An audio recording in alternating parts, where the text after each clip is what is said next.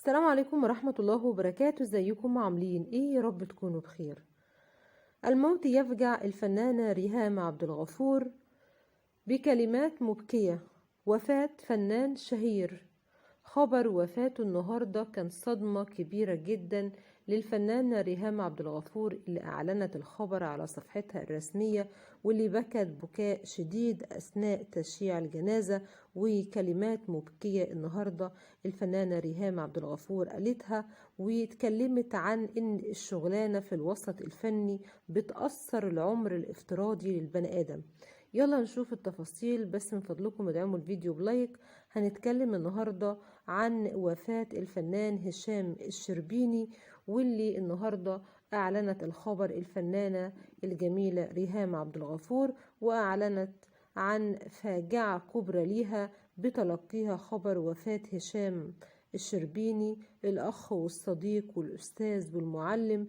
النهاردة اتكلمت إنها فقدت قيمة وقامة فنية، فنان ومخرج ليه أعمال كبيرة مع كبار نجوم الفن.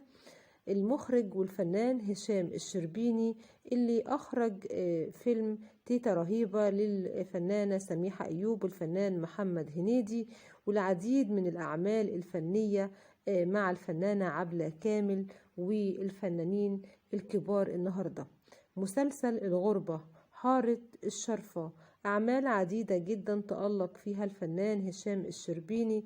هو ابن محافظة المنصورة من مواليد 19 ديسمبر 1975.